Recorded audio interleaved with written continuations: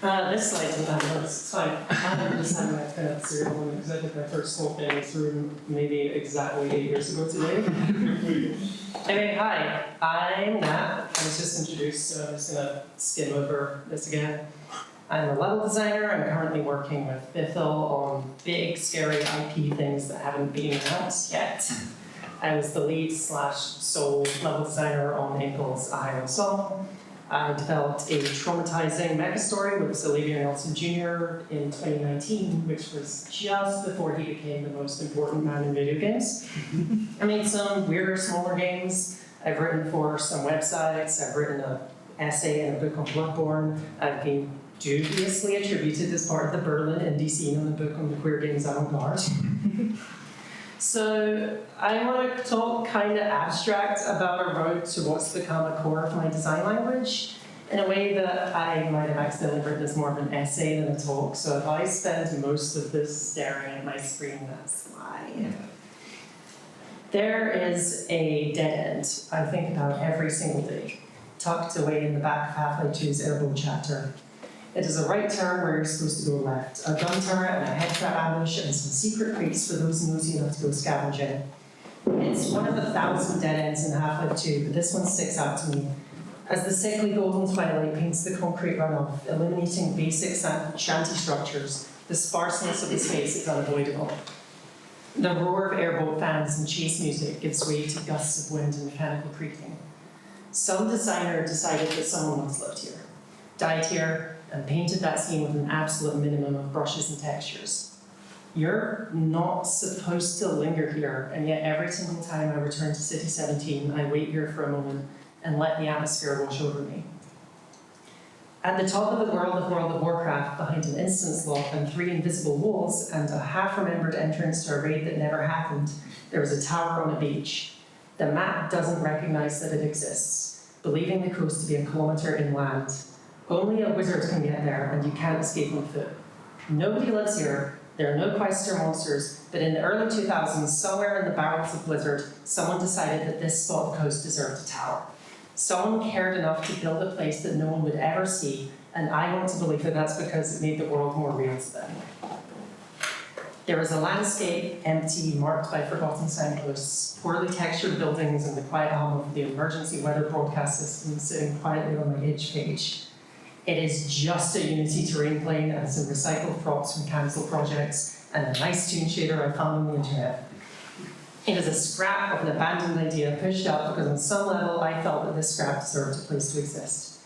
It is a vast, vast expanse that takes maybe 15, 20 minutes to fully walk across.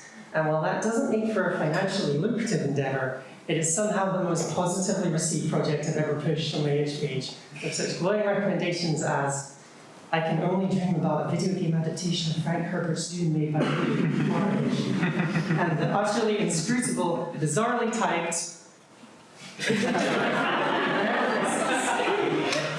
I think it's a very beautiful place game design masterclass. And my favorite sentence of all time, busted shadows add a lot of violence. People responded to this thing. It is a nothing project, but people have responded in ways that are hard to explain and in some cases a little bit concerning. People responded to nothing but a hill and some utility posts. When we think of good level design, we think of like Mario 1-1. We think of Titanfall 2 effortlessly introducing, exploring, and concluding a brand new mechanic before discarding them the next level. We think of interconnecting labyrinths of Dark Souls looping back in on themselves to give you that aha moment of stumbling into a place you've already been. We think of intricately crafted combat experiences and puzzles that make you scratch your chin and snap your fingers and go, oh, I get it. We think of level design as a tool to elevate the mechanics of the game, to make the shooting and the platforming and the thinking and the adventuring the best it can be. Level design is also about narrative beats and cinematic storytelling. It is the moment in Half-Life 2 where you open the station doors and see the full scope of the Combine's invasion of Earth. It is leading Nathan Drake's eye to perfectly frame a temple, or whatever the fuck happens in those games. It is creating the opening vista to a camp where a quest giver is going to tell you how many boars to kill and where to bring their livers. We create spaces to elevate the work of combat designers, sound designers, writers, and artists, creating a frame that we paint their picture within. If I were to chart out a level spacing, I put these story moments on the same level as a combat encounter or a key mechanic. If I wanted to like keyframe the progression of a level, I'd pin down these moments where you're talking to an NPC or getting ambushed or solving a basic block puzzle. These are where the game is happening. These are where the player is actively paying attention to something. A video game is occurring here. And while I am, contractually and professionally and on some level intellectually interested in these parts, the parts where the game is showing off its shit, in my heart, I am absolutely obsessed with the other bits. Whatever happens in those between spaces, the red bits in the graph, the liminal moments where the player is simply getting from point A to point B, where they're transitioning between modes of play, where there is no boundary between the player and the world. Your levels are naked and exposed, and it is here where the background atmosphere of your game is made. Exploring these in-between spaces has driven most of my personal work for the last decade. Liminal spaces before liminal space just meant dead mole vibes with a monster in it. Knowingly unfinished works exploring a courtyard or a field or a house in the middle of bumfuck nowhere. Spaces purely about navigation and embodiment and atmosphere that a real game could potentially be layered upon later, but never would. Level design as pure, unfiltered exploration of space without the need to uplift a narrative or verb set or even real art, built with flat shaders and stock textures as many of these were. I explored this space for years, but it wasn't until I reviewed Sable a few years ago that the philosophy guiding these thoughts really set in place. Sable is a game where you talk to people, you solve puzzles, and you climb obstacles. But it is mostly a game that exists in the moments between these beats. In the moments where the hum of Samum and the gentle gushing of sands force you to sit back and take in the holistic experience. It is consciously a game about how the act of solitary travel forces introspection and self-examination. In the text of the game asking you to figure out what kind of person your Sable is, in the way they engage with the world and its people, before returning home and returning to society having learned something about themselves. Sable is a game where you will experience some of the warmest, most earnestly written conversations ever scribbled down in a Unity text box, and then given vast tracts of time to just think about it. The massive desert spaces of Midden are mostly empty, deliberately so to give you the time and distance to reflect on Sable's experiences, to think about the kind of person you want her to be, to give her journey of self-discovery some real weight. You spend a lot of time in Sable doing nothing but pointing your craft in a direction and pushing forwards. But it's in that meandering travel that Sable, both the game and the young girl headlining it, finds their soul.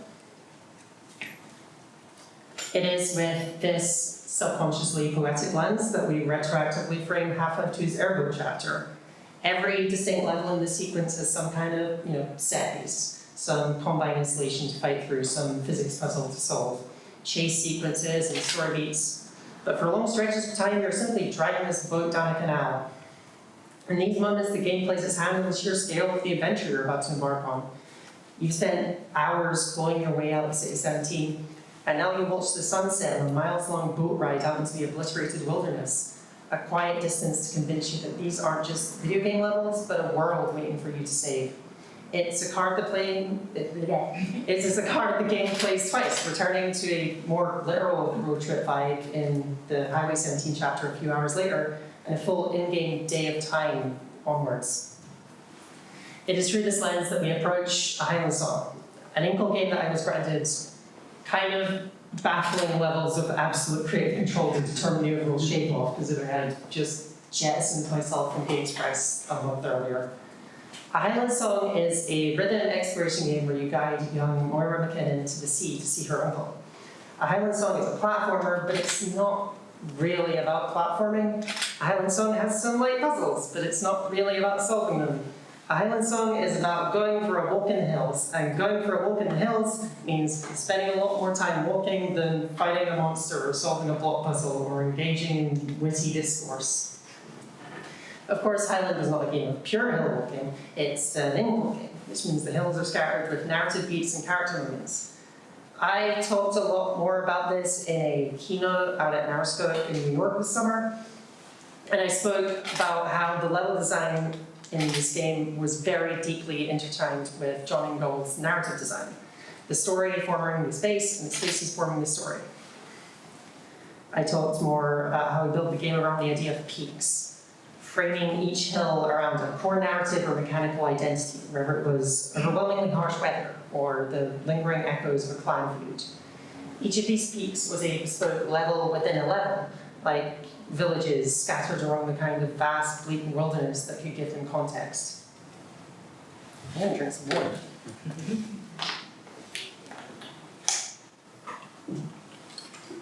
This is haunted. This is.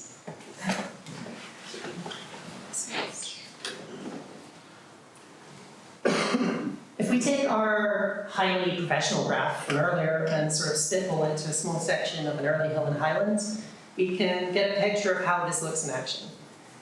Of course, I didn't use anything like this during development. Highland's development was a very vibes-based production, as I figured out my own design processes on the fly, but it does demonstrate what I think is the thought process of how we planned levels and paced moments. You know, we build the space around arriving at the foot of the waterfall, being offered shelter, taking off routes that might unlock secrets, spending lengthy sequences talking to characters and planning routes onwards. Importantly, this let me know how much time I should spend filling in the gaps between these key moments to build a kind of believable hillside, a believable scale, a believable sense of traversal around these moments. For most of the time in A Highland Song, you're walking. You're rambling up hills with light platforming, stumbling your way through hills that need to feel as true to the player as a walk up Arthur's Seat or Blackford Hill or the shores of Loch Lomond or any of the other places I actually just went to as a kind of lived research for this game. A Highland Song needed to feel genuine and grounded with every footstep or it doesn't work. The vast lonely hills being the game's secret main character. For my part, I think this worked. A through line with a lot of the reviews we received on release noted the author getting lost and frustrated, which is usually a death knell for a level designer. But they would then turn around to talk about how that frustration faded. They came to enjoy being lost, to enjoy poking and figuring their way through the world that I built for them. The one slight wrench in my entire thesis here is the music run system, which was a more mechanical way of reaching the same ends I'm trying to achieve with empty spaces. It acted as things I would normally use your space for while being a very active gameplay moment. There is probably an argument that music runs could be the purest one in this form's design, since literally all I would do to make them is make a big polygon and mark it as a rhythm section. And the player is given a pretty low stakes mechanical interaction. They have a pretty basic yet satisfying rhythm challenge. But this is all in service of conveying massive distances. It is all in service of giving the game scale, giving the soundtrack a moment to shine, and giving some downtime to provide emotional levity after a tough climb or an emotionally resonant story moment. Loneliness is as key to the fiction as any of John's literary references. As important to the thematic heart of Highland Song as folk tales or Nan Shepherd or the concept of Monroe bagging. For Maury's journey to feel important, we have to know every step she takes, every piece of insignificant ground made significant through scale and the importance of her journey, every interaction and conversation heightened by the reality of the journey she's taken so far. I care a lot about empty space. I care a lot about loneliness. A long time ago in an interview I can't find online, M. Reed asked why a lot of my personal work kept returning to deserts. I didn't have a good answer then. I think my answer now would be a game can't just be everything all the time. It cannot be action after action after action.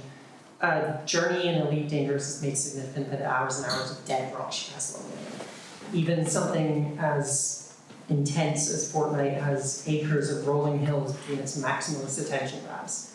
Emptiness gives us a baseline to build on, a canvas to paint importance on. They're the mundane from which we build the extraordinary and the space we need to reflect on how our journeys have affected us. I'm not saying that building a game requires you to do nothing, but in the process you should be thinking about how to make nothing.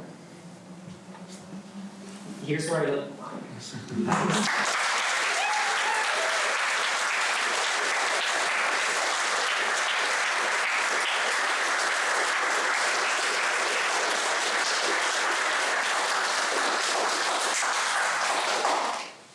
questions? I didn't plan to do questions, but then have any.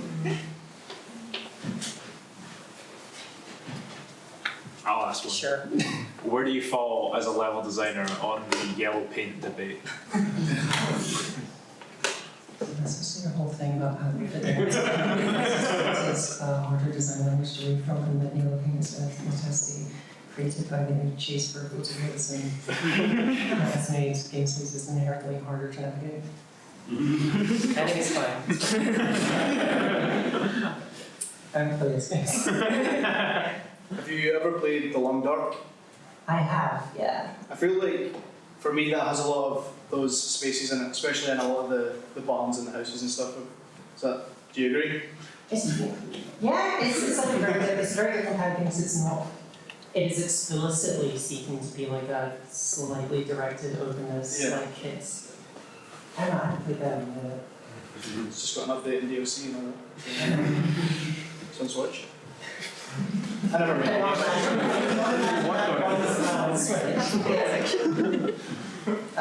Yeah. Yeah, do you ever find yourself just like picking up different level design tools and like in other different games, like something like Clayton or doing whatever, just to see how it feels to make something in that kind of space? Yeah, actually, like I had a moment when I got back from Canada's and I was like, I'm gonna get really into Celeste mapping for like 2 weeks. I don't know a thing about platform design, and that seems like a really fun and interesting space to explore. I've had the same kind of demos where you're like, hey, what does like this RTS token look like? Or like, what if I made a tracking game map this week or whatever? Is there one over here? Yeah, but I forgot what I was going to say. Okay. The back?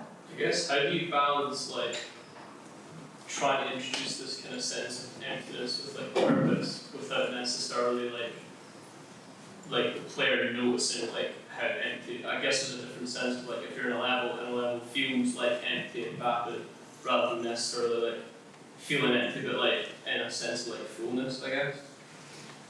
That was kind of like a thing we wrestled with on Highland because we got to a point where there's like an early choice where the map splits east and west, and that kept growing until like halfway through the game. The levels were getting massive in a way that was making it really hard to like incentivize actually like making progress and going anywhere, and it was like partly trying to like reel that in as we spotted it, but was partly making sure that we had systems in place to work with the level design that would incentivize going forward, making sure that all of the system maps and progression were like working to push the player subtly forwards in like a more linear chair. You're probably just gonna end up going for forward anyway, because like there's only one way to go, but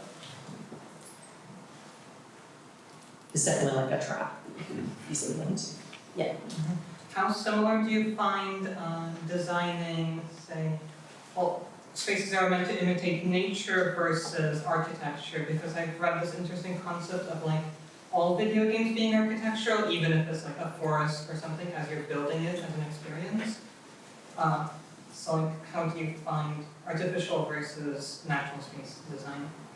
I think there's definitely something fundamental to the idea that like, you know, when you're making a game space, you are working in an architectural space because you're designing something that has an explicit purpose. Like buildings are designed with a purpose, like if you're residential or something, they're designed with an idea of how a person will move through them. Even if you're making a desert again, you're still making that with a very clear mind that someone is eventually going to have to move through this space and you're trying to decide, do I want this to be frictionless or do I want this to be frictionful? And creating fully natural spaces in games isn't entirely attainable or even desirable, but when you're making something that is very clearly like inspired by a natural space, like we were trying to make something that felt very explicitly like rolling Scottish hills, you're like, okay, what are like the subtle elements that are going to make this feel natural while still thinking about like player aggression and how they move through it and how they interact with it and pace it. Yeah. Last question. Oh, yeah, cool. How do you go about, sorry, try that one again. Do you ever, like, when you're sort of working on these spaces, get that issue that's like sort of uncanny valley where your levels, you know, you go and you're playing it and they're just too big, or like the scaling just feels off to walk sort of between them, and like how often does that tend to sort of come up? Do you get that scaling problem, and how do you like basically go back and fix that when you screwed up the entire level scale? That's just the job. And like the one, I think maybe the only time I made a space that was like, they like kind of red and orange plains space that I released on it was like deliberately unfinished, and it's deliberately unfinished because I actually made a hill that was the size of a real hill, and it took like 30 minutes to climb. And it's like, in that case, that is kind of the point of it, because it's just a fun little experiment. But you know, that's like the job of the level designer. You're like playing spaces, like, does this feel right? If it doesn't feel right, you like rescale it and tweak it and think about what the ultimate goal of this space is going to be. Cool. Right, well, thank you.